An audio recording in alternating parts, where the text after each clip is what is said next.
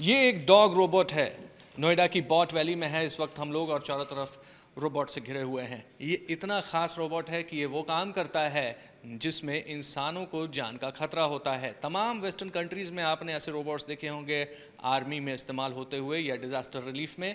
अब ये आपके पड़ोस में भी दिख सकता है। हमारे साथ यहाँ पे जो एडवर्ब कंपनी में है हम लोग, उसके रिप्रेजेंटेटिव है। सर, क्या नाम है आपका? अंकुर यादव। अंकुर जी, ये क्या रोबोट है, इसकी खासियत पहले तो आप बताइए। ये डॉग रोबोट है।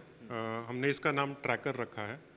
ये प्राइमरीली यूज़ होता है defence application, different kind of surveillance.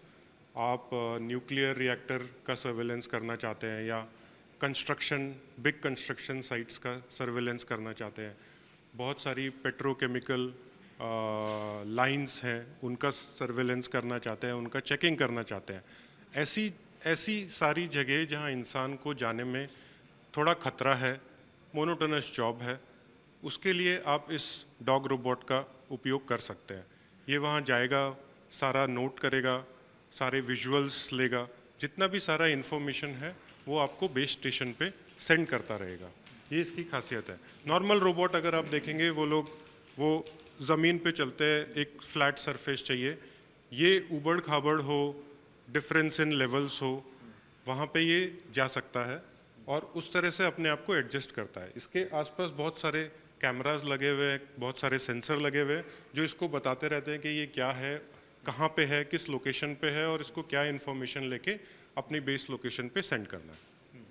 ये जो आपने बताया बेस लोकेशन पे सेंड करना, ये काम जो इसकी एक कहेंगे ना, ये अगर आपने डॉग रोबोट बनाया है तो उसके हिसाब से जैसा काम है वैसा स्टेमिना कितना है, कितनी दूर जा सकता है, कितनी देर चल सकता है, कितनी लंबी दूरी तय कर सकता है, कितने टाइम में कर सकता है?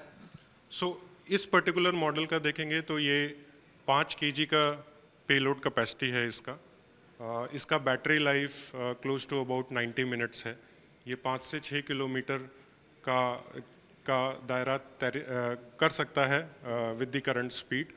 And in future you will see these capacities will keep on increasing. There would be upgrades which will come in this. Size भी बढ़ सकता है इसका? साइज भी बढ़ेगा, पेलोड कैपेसिटी भी बढ़ेगा, बैटरी बैकअप भी इसका बढ़ेगा।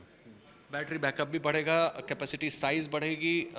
जहाँ पर भी इंसानों को खतरा है जिस काम में, वहाँ पर जो सर्विलेंस का काम है उसके लिए ये बहुत ही ऐसी चीज़ है जिसको कि फ्यूचर के हिसाब से डिज़ाइन किया गया है, ह्यूमन लाइफ की कॉस्ट को रिड्यूस करने के लिए और हैज़ार्डस काम, जो खतरनाक काम है उसको करने के लिए। अब ये खतरनाक काम वाला रोबोट आपने देखा, अब देखिए ऐसे रोबोट्स यहाँ पर हैं जो कि इंसानों की जान बचाने में भी काम आ सकते हैं। मेडिकल साइंस में ये अच्छा काम कर सकते हैं, लोगों को काफ़ी, डॉक्टर्स को काफ़ी सुविधा मुहैया करा सकते हैं। अंकुर, आप बताएंगे ये क्या रोबोट है और इसका क्या काम है? ये कोलैबोरेटिव रोबोट है। हमने इसका नाम हील रखा है।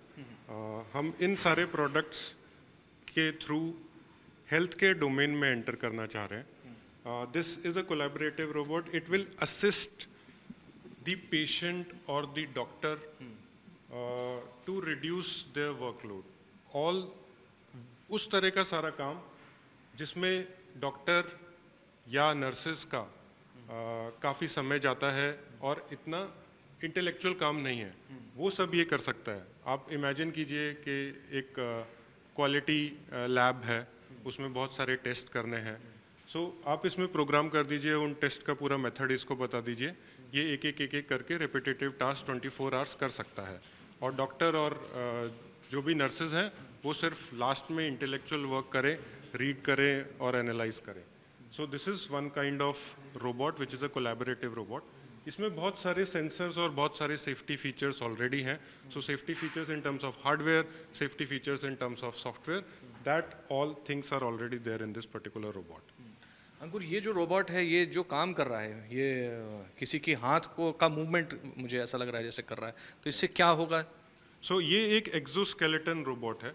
आप इस रोबोट को अपने आर्म पे पहन सकते हैं और ये ट्राई करेगा कि आपके जो भी लॉस्ट मूवमेंट है, कोई भी मसल डैमेज है, नर्व डैमेज है, उसको ये ठीक करने का कोशिश करेगा। आपको मूवमेंट सारी जो भी फिजियोथेरेपी मूवमेंट्स होती हैं वो ये सारा आप इसमें प्रोग्राम कर सकते हैं और ये आपको धीरे धीरे आपकी मसल बिल्ड करने में हेल्प करेगा। मतलब एक फिजियो को काफ़ी इस रोबोट से फ़ायदा होगा, टाइम और जो एक ऐसा कहा जाता है कि फिजियोथेरेपिस्ट और मेडिकल इंडस्ट्री में जो भी लोग हैं उनकी संख्या हिंदुस्तान में बहुत कम है, उसके लिए ये बहुत ही शानदार चीज़ है। इसके अलावा ये जो रोबोट आप देख रहे हैं, ये सैकड़ों किलोमीटर दूर से किसी का अल्ट्रासाउंड करने के लिए इस्तेमाल किया जा सकता है। आप इस वक्त जो देख रहे हैं ये परफॉर्मेंस हो रहा है एक अल्ट्रासाउंड का, ये उसका रिमोट है और ये सैकड़ों किलोमीटर दूर हो सकता है और अल्ट्रासाउंड भी परफॉर्म हो सकता है इससे बड़े ही आसानी से।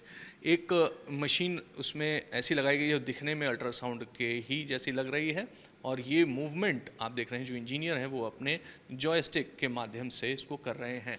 आप बताइए ये कैसे पॉसिबल होगा, क्योंकि मेडिकल लाइन की जो चीज़ें हैं जैसे अल्ट्रासाउंड है वो बहुत ही टेक्निकल चीज़ें जिसमें डॉक्टर्स की एक्सपर्टीज़ चाहिए होती हैं, तो ये कैसे मूवमेंट को आपने इतने अच्छे से डिज़ाइन किया है? देखिए, इंडिया में 6 लाख विलेजेस हैं। बहुत विलेजेस में हेल्थ केयर फैसिलिटी नहीं है, but thanks to 5G and the upcoming satellite wifi at least remote connectivity है। सो आप इस पर्टिकुलर रोबोट को एक विलेज में प्लेस कर सकते हैं। It is connected to this particular haptic device haptic device and the doctor is using this haptic device sitting in a metro.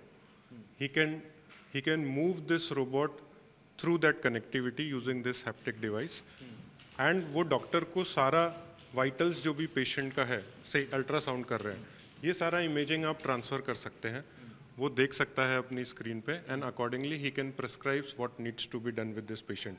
You don't need a sophisticated or highly educated healthcare people on the site.